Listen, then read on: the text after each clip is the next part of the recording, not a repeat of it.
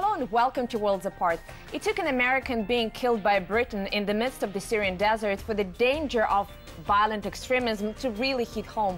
But why does the West only seem to care about religious radicalism when it compromises its own security? Well, to discuss that, I'm now joined by Hanif Kadir, a co-founder of the UK-based anti-extremist group Active Change Foundation. Mr. Kadir, thank you very much for being on the show. It's a pleasure. Thank you for inviting me. Now, when extremism prevention is discussed in the British media, it's usually in the context of young British Muslims traveling to Syria, getting radicalized there, and then becoming a security risk once they decide to come back home. And that strikes me as a bit selfish, because if they were just to stay in Syria and fight an unfriendly government of, let's say, Bashar al-Assad, then radicalization is not really a problem. I mean, in fact, the more radicalized they are, the more likely they are to achieve this regime change goal. And it's only when they want to come home that the British government sees it as problematic. Doesn't this approach strike you as a bit self-centered? It's a good question, but it's a very complex and difficult one to answer in that sense. I can fully appreciate the fact that when we got young Muslims traveling abroad for humanitarian purposes and helping out to alleviate the suffering of innocent women and children. But another thing is getting involved in a jihad, which is, okay, fair enough. They want to go and help, remove Assad or help the Syrian Free Army or the rebels.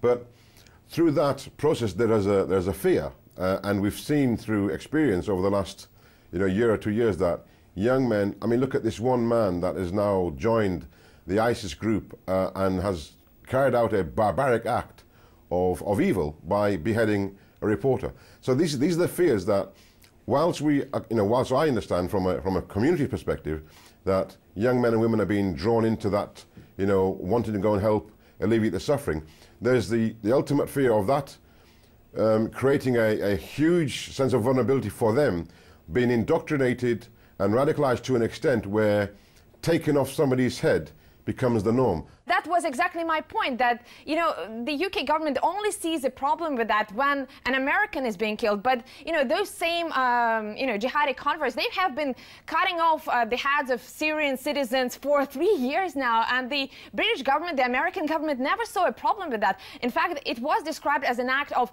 helping the Syrians to bring about their democracy. I think this is a sense of bringing the truth home. When the truth hits home, it's a daunting fact. And that's exactly my point, is that when we've got young men and women from this part of the world, from what one would say is a civilized part of the world, however, many people would differ with my opinion on that. Now, when we've got young men and women going across and carrying out the same kind of atrocities as others have been doing, and then, potentially coming back to this country with that kind of a mindset, with that kind of a, lack of appreciation for human life, that is a concern, not just for the government, I would say it's a concern for the Muslim community and others around. Mm-hmm. Now, this idea that you can somehow tame extremism or channel extremism to make it work in your interest is not really new. I mean, we see it play out in Afghanistan with the support for the Mujahideen, who later become Al-Qaeda. I think we see it also to some extent being used in Libya and then later on Syria, which produced this threat of ISIS. And, I don't want to blame the existence and strengthening of ISIS exclusively on Western policies, because it's extremely complicated issue. But I would like to ask you, to what extent do you think the American and British policies in the Middle East have contributed to the creation of this indeed very terrifying terrorist group? That's a good point, and it's I think the Western governments have fully understood that their policies have contributed significantly to the radicalization of young men and women around the world. This is without a shadow of a doubt. I will confirm with that. I would agree with that some of the young men that we work with certainly have been radicalized because of Western foreign policy. However, there are a number of theories that they apply and adopt which are not always true. Significant issues with regards to conspiracy theories, that this is a war on Islam, etc., etc.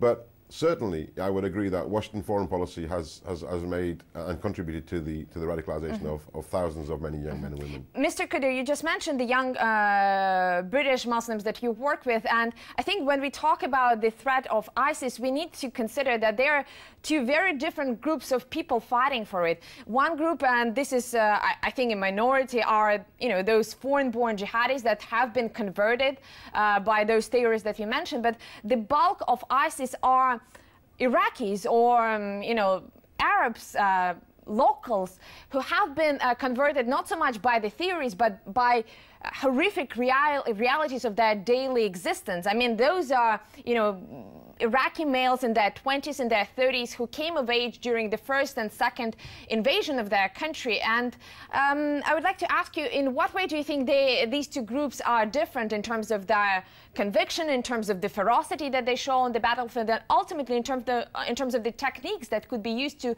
bring them back into normal life?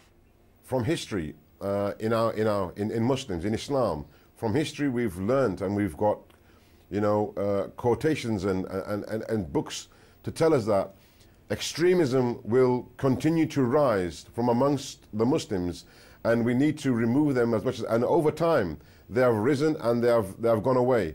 This group has now, well, these groups have now took that rise to another level. They have now come forward with a very, very barbaric and extreme version and interpretation of what they believe is, Islam and Sharia.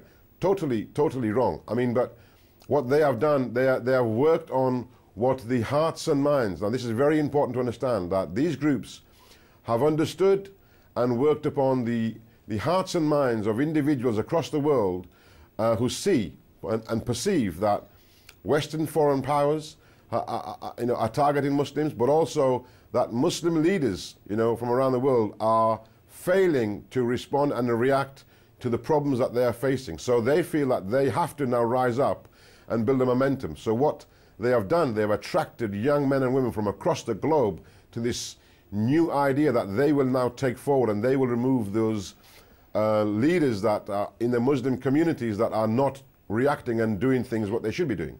Well, Mr. Qadir, I agree with you. You just used the word barbaric, and there are a number of very strong words that Western media, and in fact media all over the world, are using to describe them. They've been described as sadists and what have you. I mean, they've been described as beasts, as non-humans. But shouldn't we also be asking what made them so cruel? Because we can all pretend that they are just a bunch of psychopaths, but the bunch is so large that that would be statistically improbable. Something made those people so heartless. One thing I have to explain, and this is very important to understand, is that firstly, Islam does not allow this. The text within Islam do not allow this. The teachings of Islam do not allow this.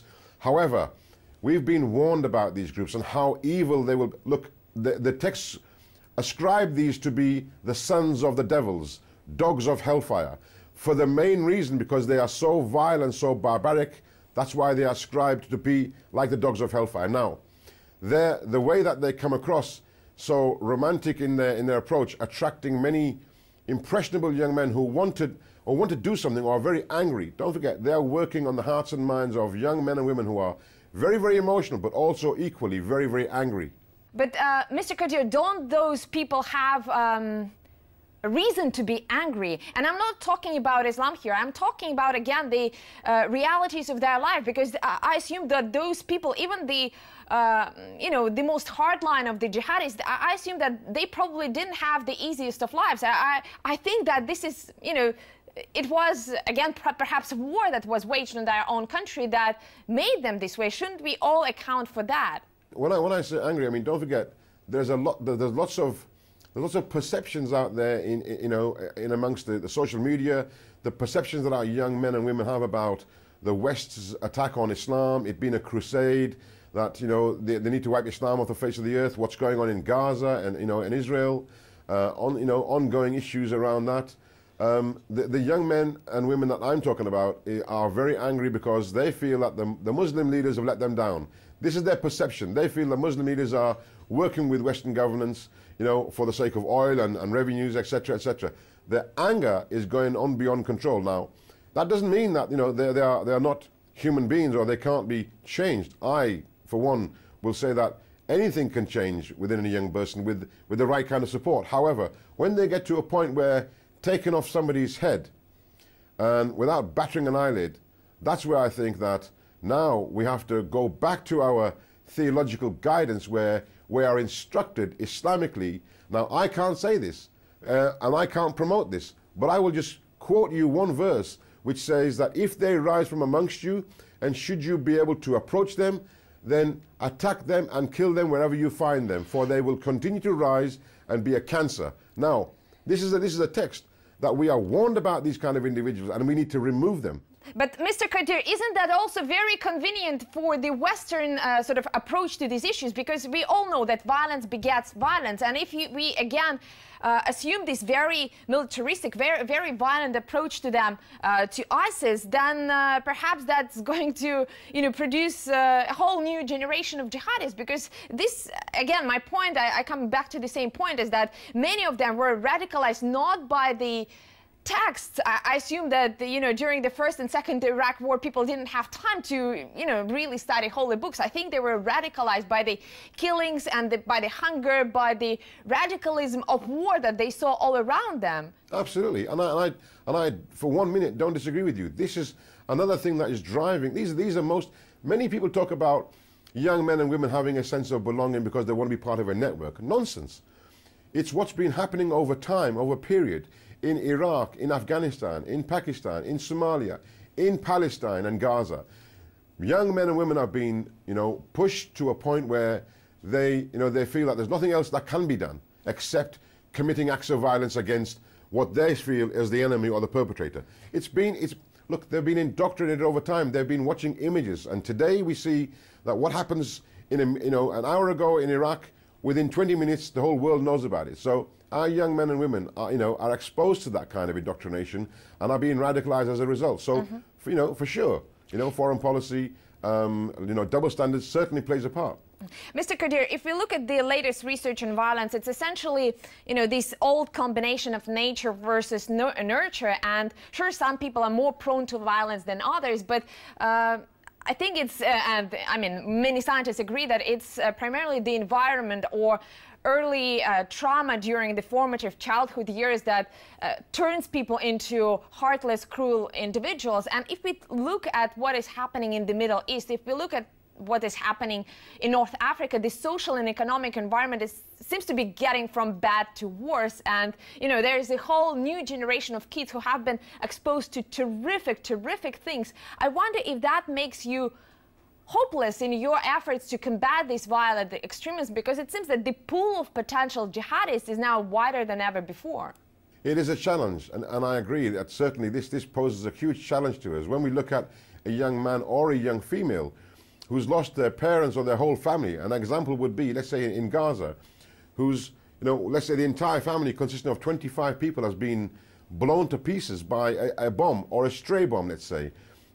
They're not going to listen to reason. They're not going to look at, Islamic texts and, and theological guidance on how to manage this. They want revenge.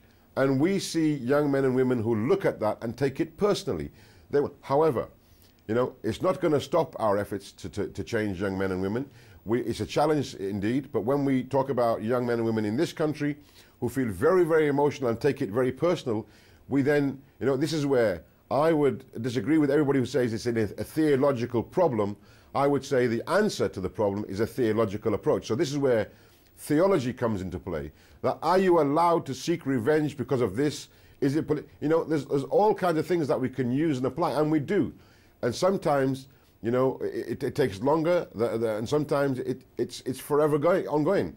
And sometimes we have to accept that we will fail. Mr. Qadir, we have to take a very short break here, but when we come back, the UK is about to introduce a set of measures to combat religious extremism, but is it enough? That's coming up in a moment on Worlds Apart.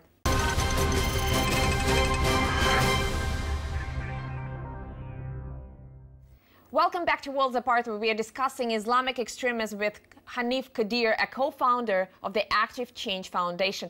Now, Mr. Kadir, when you speak about religious extremism, you obviously speak from your own experience as somebody who, back in 2002, went to Afghanistan to fight on the side of the Taliban against, I assume, the American forces. What made you change your mind? Look, this is a whole wealth of experience has been won by me by going over there and coming back and you know, being involved and working with individuals that, you know, have had the idea of going there. What worked for me, what helped me, and I think it's a blessing that I was sent from God, is that going there and looking at the hypocrisy, looking at the double standards, and looking at the atrocities committed by, you know, Al-Qaeda and the Taliban. You know, when we talk about innocent women and children being killed by Western powers, we also got to look. Example would be ISIS. They are killing thousands of innocent women and children. And this is exactly what happened to me when I was faced with the Taliban and Al-Qaeda. They had no regard for human life. This is one thing that my religion does not allow.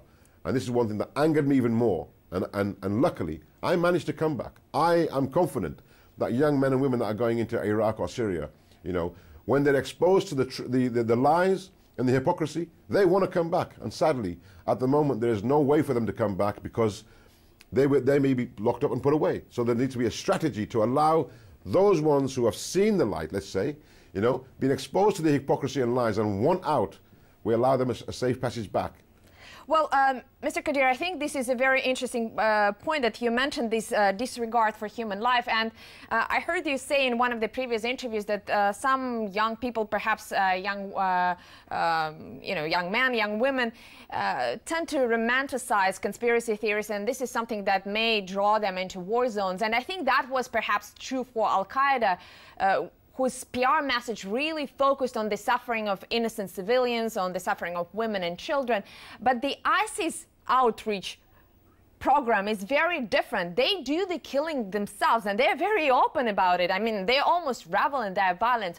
Why do you think they're still attractive to, you know, young men like yourself? I mean, you said that this is something, this violence turned you, made you turn away from them. But it seems that, you know, there's also enough young men and women who are attracted by this very brutality. Excellent point. And let me reply to that in this way.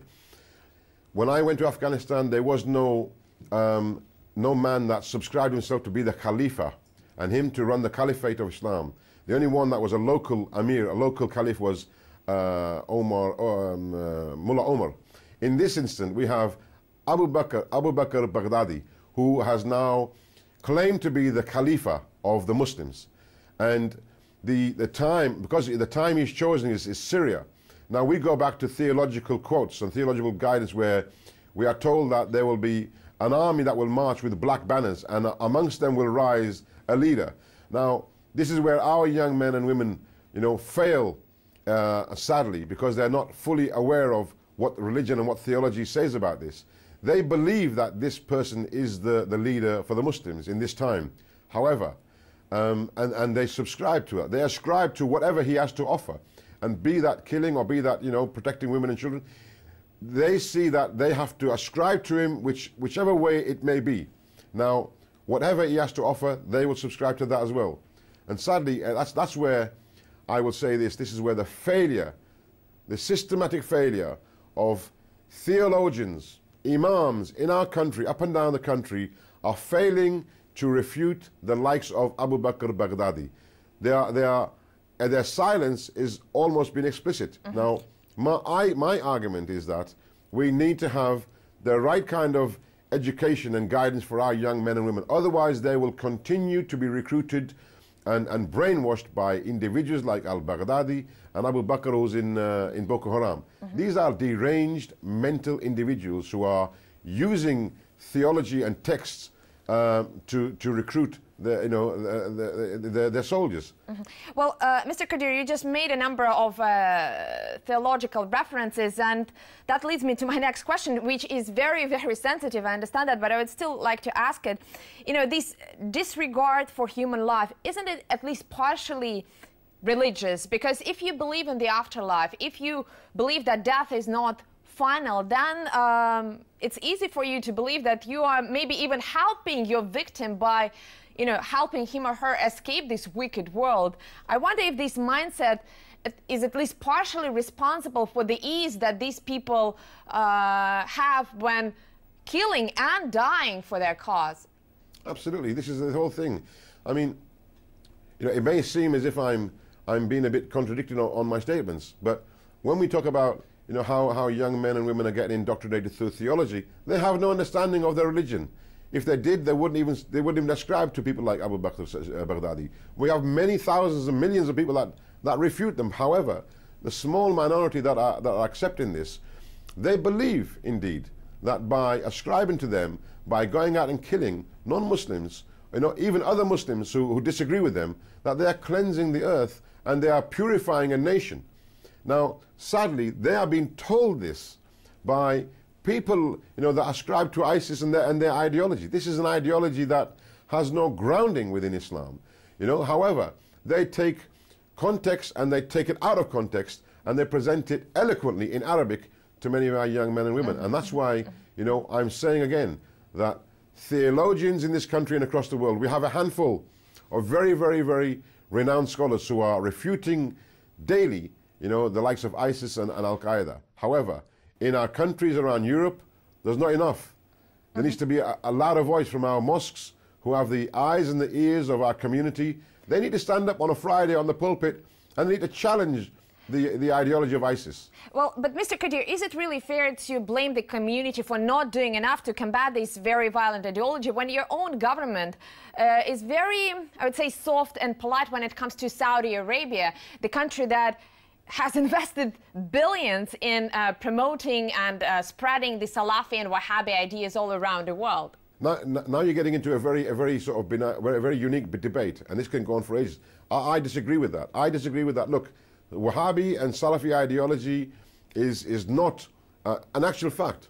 The only ones that are refuting ISIS is coming from the Salafi scholars in Saudi Arabia and some of the Salafi scholars in this country. I don't ascribe myself to that, but what I am saying here is that let's not get things confused. People like Anjem Choudhury, Omar Bakri Mohammed, and people like Abu Bakr Baghdadi, they claim to be, you know, the Wahhabist, Salafist, you know, minded individuals. However, far from it. They are takfiri, khawarijites, ascribing to the evil ways of the devil. Now, this is where it's important to look. Our government in this country has done everything in its power to help our Muslim communities. And when you say that, it's not fair to ascribe blame to the communities. I apologize for intervening here, but, you know, we are all shocked by what happened to James Foley, by this execution. But this is something that Saudi Arabia does on a regular basis, decapitations. They're openly prosecuting other religious groups. So, you know, it seems that the world is so very horrified by the ISIS, but they're very nonchalant about Saudi Arabia doing the same thing. No, that's capital punishment. That's not going into war and taking off the head of another individual. That's punishment for a crime. We have the same capital punishment in America by lethal injection. In Saudi Arabia, it's about beheading. You know, and I'm not going to say I agree with it or disagree with it. If somebody has committed an atrocious crime, then he deserves to be punished with whatever the punishment from that country deals with him. Now, with regards to beheading, that does not come from Islam. There are quotations and refutations about this, and many. I can call for a jihad tomorrow by giving example of theological quotes that date back centuries that say that stand up now and go and fight ISIS. Well, Mr. Kadir, we're really running out of time, but I have to tell you that letting Saudi Arabia off the hook seems... well, somewhat strange here, at least to me. But let me ask you the very final question. The British government, the Home Secretary Theresa May, has suggested a number of anti-terrorist measures, including, you know, stripping some of the UK citizens of their passports in case they travel to Syria or Iraq, and a number of other measures that all strike me as extremely domestically oriented. It seems that what Britain is trying to do here is to keep those, you know, jihadists and those radicalized individuals at bay outside its borders, rather than addressing the issue of violent jihadism at face value.